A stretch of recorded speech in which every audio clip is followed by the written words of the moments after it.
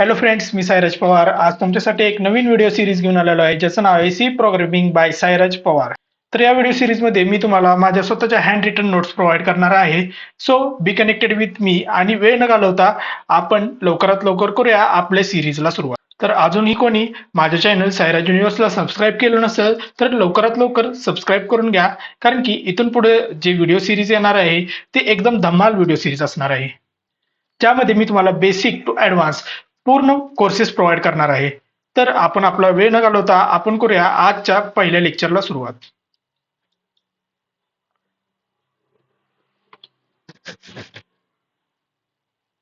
So आज आपण आपलं पहिलं चॅप्टर घेणार आहे, introduction and installation of C programming. म्हणजेच इंट्रोडक्शन ऑफ सी आणि सीचं इन्स्टॉलेशन. हा व्हिडिओ दोन पार्टमध्ये असणार आहे. आज आपण त्या दोन पार्टपैकी पहिला पार्ट घेणार आहोत, इंट्रोडक्शन ऑफ सी.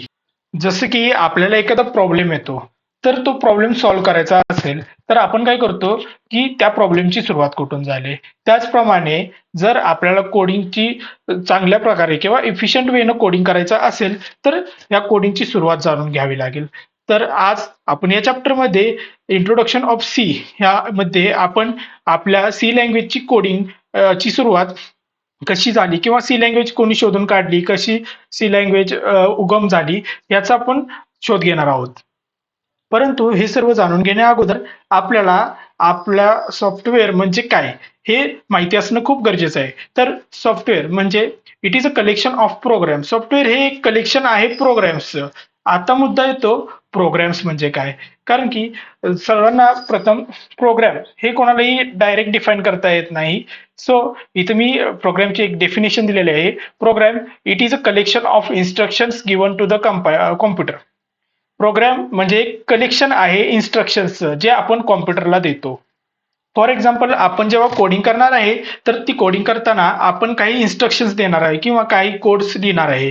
तर ते झालेत आपल्या इन्स्ट्रक्शन्स. मग तो झाला आपला एक प्रोग्राम, सेट ऑफ इन्स्ट्रक्शन्स ज्या काय आहेत तर तो झाला प्रोग्राम. आणि पूर्ण सेट ऑफ दॅट प्रोग्राम हे एक डिफाईन करतं चांगल्या सॉफ्टवेअरला. सो इथून पुढे आपण जाणून घेणार आहोत हिस्ट्री ऑफ सी, की या सी लँग्वेजचा उगम कसा झाला किंवा या सी लँग्वेजची स्टार्टिंग तर झाली तरी नक्की कशी झाली. The C language was developed by Dennis Ritchie in 1970s at AT&T Bell Laboratories, Murray Hill, New Jersey. म्हणजे सी लँग्वेजची सुरुवात ही डेनिस रिचीने केलेली आहे 1970 साली एटी आणि टी बेल लायब्ररीमध्ये. Initially, it was designed for programming in the operating system called Unix. Most of ही जी लँग्वेज आहे याची सुरुवात आणि आपले युनिक्स ऑपरेटिंग सिस्टीमची सुरुवात ही एकाच वेळी झालेली आहे. एकाच वेळी झाली याचा अर्थ की युनिक्सचे जे ऑपरेटिंग सिस्टीम आहे ही डेव्हलप करण्यामागे सी लँग्वेज ही सी लँग्वेजचा मोठा हात आहे. टोटली जी सी लँग्वेज आहे त्याच्यापासूनच आपण युनिक्स ही ऑपरेटिंग सिस्टीम बनवलेली आहे. The C language is derived from the language which was written by Ken Thompson at AT&T Bell library. म्हणजेच सी लँग्वेज ही बी लँग्वेज पासून आपण बनवलेली आहे आणि बी लँग्वेज ही BCPL लँग्वेज, BCPL म्हणजेच बेसिक कंबाइंड प्रोग्रामिंग लँग्वेज पासून सुरुवात झालेली आहे. आणि BCPL या लँग्वेजची सुरुवात ही मार्टिन रिचर्ड्स यांनी कॅम्ब्रिज युनिव्हर्सिटीमध्ये केली होती.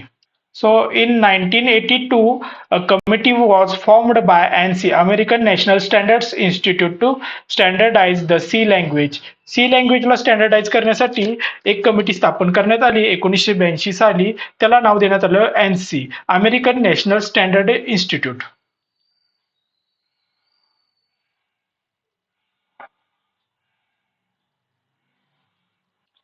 Before C language, every language is has a specific purpose, or every language is designed for some specific reason. For example, Fortran formula translated was used for scientific and mathematical applications. COBOL, common business oriented language, used for business applications. म्हणजेच C लँग्वेजच्या अगोदर काही language होत्या like फॉर्टन आणि कोबल. पण ह्या ज्या काही language होत्या तर त्यांचा डेव्हलप करण्यामागे एक पर्पज फक्त स्पेसिफिक एखादं रिजन असेल किंवा स्पेसिफिक एखादा टास्क असेल तर तो टास्क परफॉर्म करण्यासाठीच आपण या लँग्वेज वापरत होतो. फॉर एक्झाम्पल फॉर्टन असेल फॉर्म्युला ट्रान्सलेटर लँग्वेज जी असेल ही आपल्याला सायंटिफिक आणि मॅथमॅटिकल ऍप्लिकेशनसाठी फक्त आपण यूज करत होतो. आणि COBOL COBOL common business oriented language होती. ही फक्त बिझनेस ओरिएंटेड ऍप्लिकेशन जे काय असतील तर त्यांना डेव्हलप करण्यासाठी आपण यूज करत होतो. सो आता आपण हिस्ट्री तर जाणून घेतली सीची, परंतु आपण या अगोदर बोललो प्रोग्रॅमिंग. प्रोग्रॅमिंग म्हणजे प्रोग्रॅमिंग लँग्वेजेसच्या काय आहेत, तर याचा अर्थ काय किंवा प्रोग्रॅमिंग लँग्वेजचे प्रकार किती असतात हे आपण इथून पुढच्या लेक्चरमध्ये जाणून घेऊया. सो प्रोग्रॅमिंग लँग्वेजचे दोन प्रकार पडतात. एक लो लेवल लँग्वेज आणि सेकंड हाय लेवल लँग्वेज. आणि जी काय आपली लो लेवल लँग्वेज आहे तर ती फर्दर दोन प्रकारमध्ये डिवाइड केलेली आहे. एक मशीन लेवल लँग्वेज आणि सेकंड असेंब्ली लेवल लँग्वेज. तर मशीन लेवल लँग्वेज म्हणजे काय, तर मशीन लेवल लँग्वेज म्हणजे a computer can understand only digital signals which are binary digits. For example or that is 0 and 1. कॉम्प्युटरला आपली जी आपण जी भाषा बोलतो ती काहीच कळत नाही. तर त्यावेळेस कॉम्प्युटर काय करतो, जे कन्व्हर्जन असतं आपल्या ज्या लँग्वेज आपण ज्या भाषेत आपण बोलतो तर त्याचं जे कन्व्हर्जन असतं ते बायनरी बिट्स मध्ये असतं, ते 0 आणि 1 मध्ये असतं. मग जी मशीन लेवल लँग्वेज आहे ही nothing but the 0 and 1. So आपण नेक्स्ट घेऊया. नेक्स्ट आहे assembly language. Assembly language for example ही जी असेंब्ली लँग्वेज आहे ती आपण एम्बेडेड सिस्टीम मध्ये यूज करतो किंवा एखादा आपल्याला ऑपरेशन परफॉर्म करायचं आहे, मूव्ह करायचं आहे, ऍड करायचं आहे किंवा सबस्ट्रॅक्ट करायचं आहे. तर इन दॅट टाइम आपण काही कीवर्ड्स यूज करतो लाईक मूव्ह, ऍड किंवा सबस्ट्रॅक्ट. सो यालाच आपण असेंब्ली लँग्वेज म्हणून बोलू शकतो. असेंब्ली लँग्वेजचा उगम हा मशीन लेवल लँग्वेज मधल्या काही त्रुटी होत्या तर त्या दुरुस्त करण्यासाठी झाला होता. The difficulties faced in machine level language were reduced to some extent by using a modified form of machine level language called assembly language. अर्थात ज्या डिफिकल्टीज आपण फेस करत होतो मशीन लेवल लँग्वेजच्या झिरोज आणि वन्स मध्ये कन्व्हर्जन करताना तर त्या रिड्यूस करून आपण एक लँग्वेज तयार केली किंवा मॉडिफाईड जी मशीन लेवल लँग्वेज आपण जी तयार केली तर तिलाच असेंब्ली लँग्वेज असे सुद्धा आपण म्हणू शकतो. तर आपण नेक्स्ट घेऊया. नेक्स्ट आहे high level language. High level language म्हणजे human understandable language. For example ज्या लँग्वेज आहेत त्या आपल्याला कळतात, ह्या लँग्वेज आहेत त्या मशीन इंडिपेंडंट लँग्वेज आहेत. आपल्याला कळतात लँग्वेज याचा अर्थ की आपण जसं मराठी, हिंदी, इंग्लिश वगैरे बोलतो तर त्या टाईपमध्ये. परंतु जर टोटली जे कंपायलर वगैरे जेवढ्या आपण लँग्वेज यूज करतो ह्या टोटली सगळ्या इंग्लिशमध्ये आहेत. सो जे इंग्लिश आपल्याला कळतं, आपल्याला समजतं त्या भाषेत आपण ज्या मशीनला समजवतो त्या ज्या लँग्वेजेस असतात त्या हाय लेवल लँग्वेज असतात. Those are English-like languages, so it is easy to write and understand the program of high-level language. So आतापर्यंत आपल्याला समजलं की प्रोग्रामिंग लँग्वेज आणि त्याचे टाइप्स किती आहेत. परंतु ह्या लँग्वेजला आपण मशीनला कसं समजावून सांगणार, तर जे करण्यासाठी आपल्याकडे काही ट्रान्सलेटर्स असतात. फॉर एक्झाम्पल इथे 3 ट्रान्सलेटर आहेत. एक म्हणजे assembler, second compiler and third interpreter. So इथून पुढे आपण जाणून घेऊया असेंबलर म्हणजे काय. Assembler it is used to convert the code of low level language assembly language into a machine level language.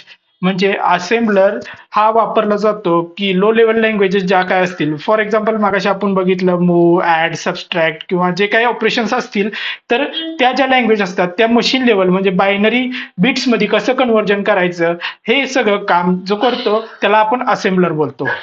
Next जे काय आहे ते कंपायलर आणि इंटरप्रिटर. हे आपण यूज करतो एक हाय लेवल लँग्वेजचा जो कोड असतो त्याला मशीन लेवल लँग्वेज मध्ये कन्वर्ट करण्यासाठी.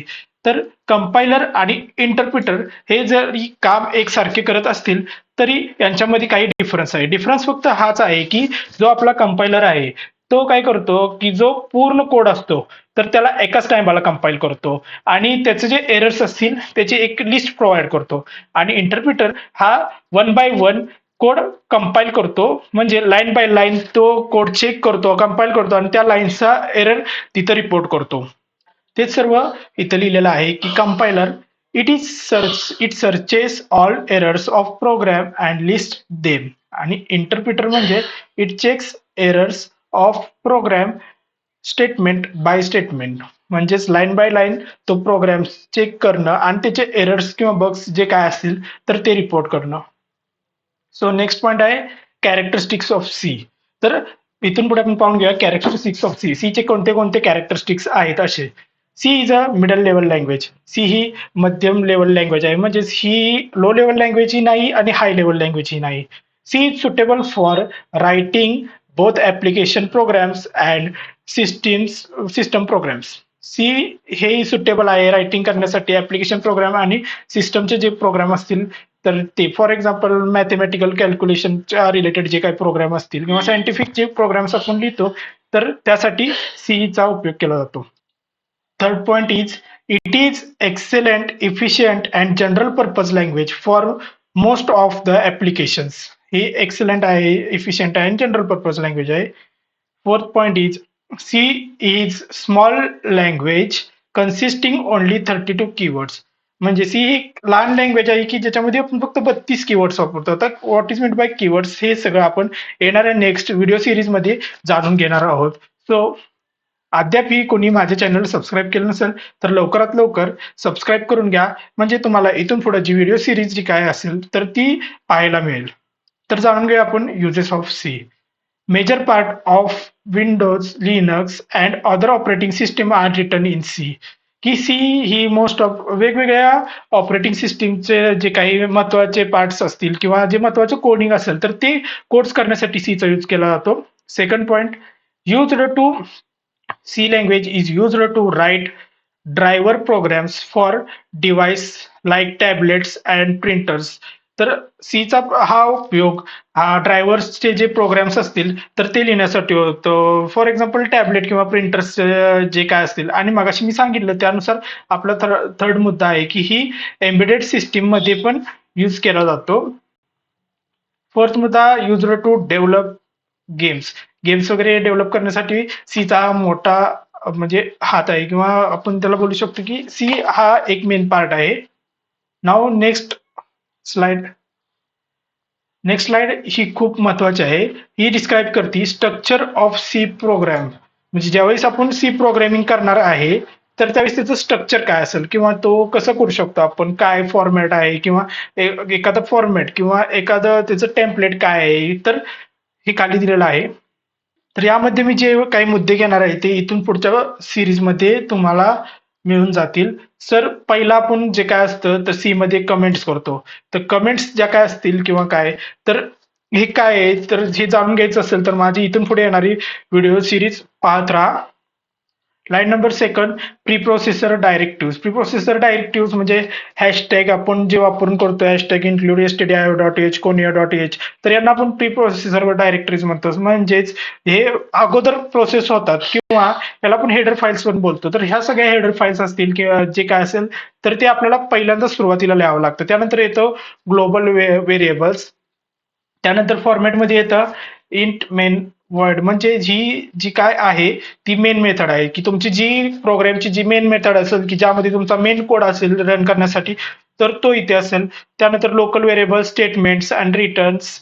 मग त्यापुढे गेलं जर आपण फंक्शन, एखादं फंक्शन त्याच्यामध्ये कॉल करत आहोत किंवा एखादी मेथड असेल कॉल करायची तर ती सगळी आपण त्यानंतर लिहू शकतो.